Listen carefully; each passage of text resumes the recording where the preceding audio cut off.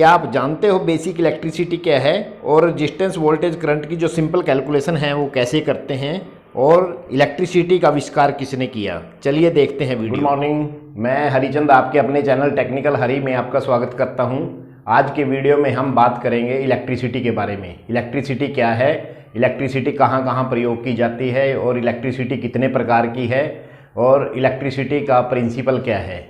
इसके अलावा जब हम इलेक्ट्रिकल शॉप में काम करते हैं या इलेक्ट्रीशियन का कोई भी काम करते हैं तो उसके टाइम क्या क्या सावधानियां रखनी चाहिए, और अंत में इस वीडियो के अंत में मैं आपको कुछ सिंपल कैलकुलेशन के बारे में बताऊंगा जो रेजिस्टेंस वोल्टेज करंट और जो भी हमारे सर्किट सीरीज में या पैरेलल में होते हैं उसमें सिंपल कैलकुलेशन कैसे करते हैं। सबसे पहले हम जान लेते हैं इलेक्ट्रिसिटी के बारे में। विद्युत क्या है?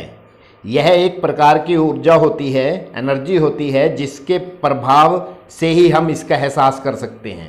मतलब जहाँ पे इसका इफेक्ट पड़ता है उसके बाद ही हमें इसका पता चलता है, और इसमें फोर्स भी होती है जिसकी सहायता से हम इसे एक स्थान से दूसरे स्थान पर भी ले जा सकते हैं। दूसरा देखते हैं हम इलेक्ट्रिसिटी कितने प्रकार की होती है। अब इलेक्ट्रिसिटी दो प्रकार की होती है। इसमें जो पहली है वो स्टैटिक इलेक्ट्रिसिटी है और दूसरी डायनामिक है। एक स्थिर और दूसरी अस्थिर विद्युत। अब स्थिर विद्युत कैसी होती है? ये एक घर्षण बल से पैदा होती है, फ्रिक्शनल पावर से। जैसे हम हाथों को रगड़ते हैं या कांच की छड़ को सिलक पर रगड़ने से जो विद्युत प्रयोग में आती है उसको स्थिर विद्युत कहते हैं। स्थिर विद्युत को प्रयोग में नहीं लाया जाता।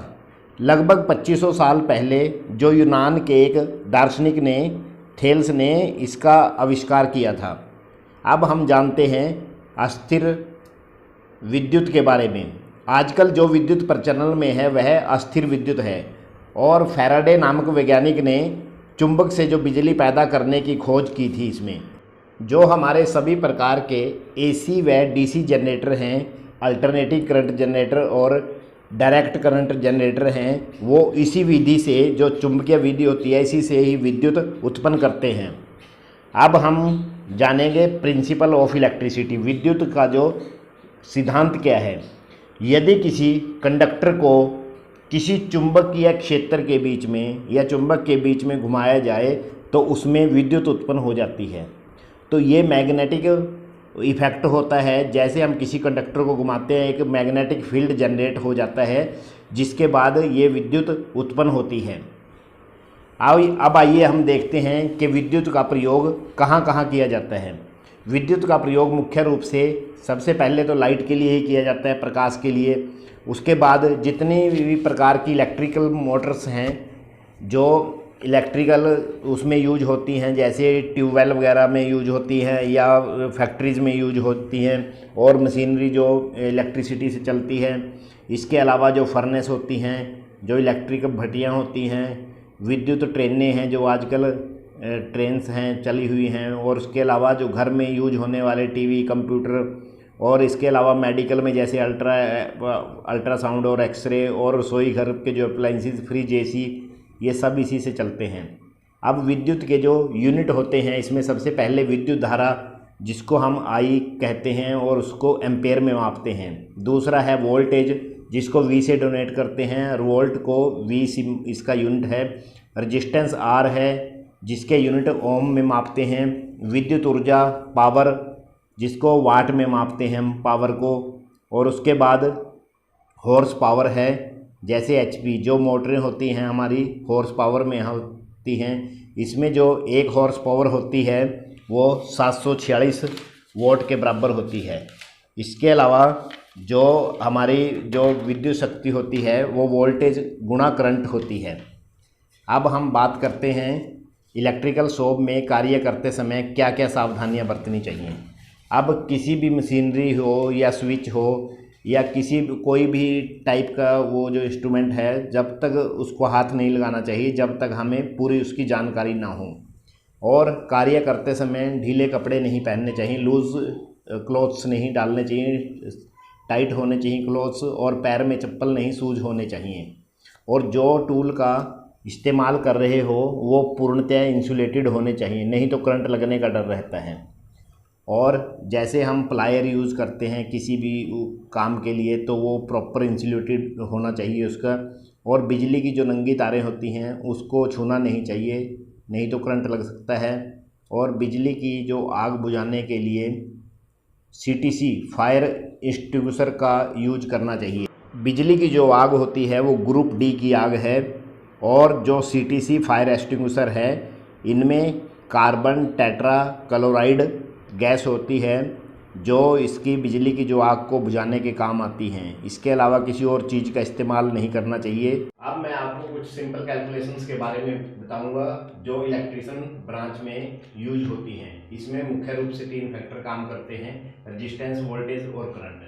जैसे कि मैं इसमें कम्बिनेशन आपको दिखा रहा हूँ कि प्रतिरोध वोल्टेज बटे विद्युत धारा होती है।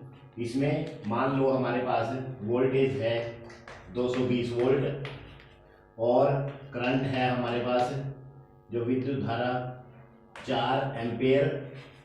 तो इसका जो रेजिस्टेंस है, प्रतिरोध हम निकालेंगे, प्रतिरोध तो V बटे I 220 बटे 4 तो 55 ओम आएगा।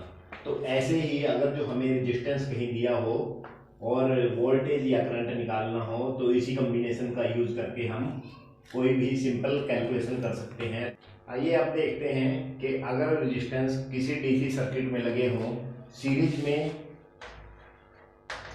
में लगे हों, तब कैसे कैलकुलेशन करते हैं हम।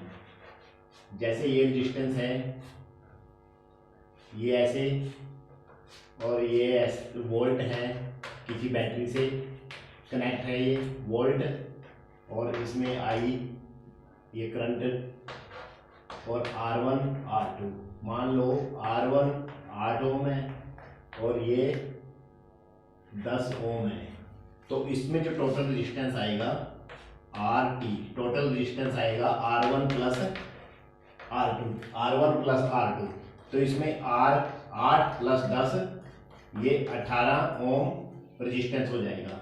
तो इसी तरह से हम इसमें अगर जो हम करंट निकालना चाहते हैं, विद्युत धारा निकालना चाहते हैं, तो 12 वोल्ट है हमारे पास, तो R V ओवर I, तो R हमारे पास कितना आ गया 18, टोटल रेजिस्टेंस 18 आ गया, और वोल्टेज है हमारे पास 12 और I निकालना है हमने, तो I हो जाएगा आपका 12 बटे 18, तो 0.0 ये हो जाएगा आपका 0.6, ये इतना आ जाएगा आपका। तो इसको हम एम्पियर, तो ऐसे करके हम जो सीरीज में हमारे पास सीरीज में होते हैं उनकी भी कैलकुलेशन हम ऐसे करके कर सकते हैं जो सीरीज में रेजिस्टेंस दिए हों। और अब हम बात करेंगे पैरेलल। जो हमारे पास पैरेलल में अगर जो सर्किट में पैरेलल रेजिस्टेंस लगे हों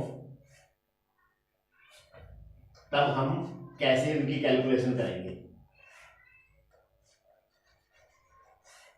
अब ये R1, ये R2 और ये R3 पैरेलल में, जैसी घरों में फिटिंग होती है वो पैरेलल में होती है। जैसे एक लाइन चलती होती है, उसमें पंखे लगे होते हैं या ट्यूबलाइट लगी होती हैं, सारी पैरेलल में होती हैं। इसका मेन मकसद होता है कि सब तक जो वोल्ट है वो बराबर पहुंचेगी सारे इक्विपमेंट तक। अब इसमें यहाँ पे I1, I2 करंट और I3, और यहाँ पे इसको वोल्ट दी गई है, मान लो इसको 220 वोल्ट दी गई है, 220 वोल्ट से जोड़ा गया है इसको। अगर हमें ये यहाँ पे हम मान लेते हैं हमें ये 10 ओम है, ये 5 ओम है और ये 12 ओम है, ये 3 रेजिस्टेंस दिए गए हैं। अगर हम इसमें अलग अलग इसमें लाइन में करंट निकालना चाहते हैं तो अलग अलग निकाल सकते हैं। जैसे I हो गया, यहाँ रेजिस्टेंस 10 दिया हुआ है, वोल्टेज दी हुई, तो अलग अलग I निकल सकता है। अब हम इसका टोटल रेजिस्टेंस निकालेंगे, तो टोटल रेजिस्टेंस निकालने का फार्मूला है हमारे पास 1/R इक्वल 1/R1, पहला रेजिस्टेंस, दूसरा रेजिस्टेंस और तीसरा रेजिस्टेंस। अब इसमें क्या करेंगे हम 1/R इक्वल जो पहला रेजिस्टेंस है 10 है, 1/10, दूसरा रेजिस्टेंस 1/5, तीसरा रेजिस्टेंस 1/12। अब हम इसका एलसीएम निकालेंगे 10, 5 और 12 का। 10, 5, 12 का। 2 पंजे 10, 2 छक्के 12, 5 पे 6 पंजे 30, 2 60। अब 10 छक्के 60, 5 12 पंजे 60, 12 पंजे 60। तो 1/r कितना आ गया आपका? ये आ गया 23/60। 23/60। अब इसमें टोटल डिस्टेंस इसका रेसिप्रोकल हो जाएगा, r आ जाएगा हमारा 60/23। तो ये 2.23 गुने 46, 14, 2.6 ओम आपका टोटल डिस्टेंस आ जाएगा। तो ये सीरीज में जैसे मैंने पहले बता दिया था आपको कि R1, R2, R3 तीन रजिस्टेंस ये पैरेलल में लगे हुए हैं। तीन रजिस्टेंस ये पैरेलल में लगे हुए हैं। और इससे पहले मैंने आपको सीरीज का बताया था।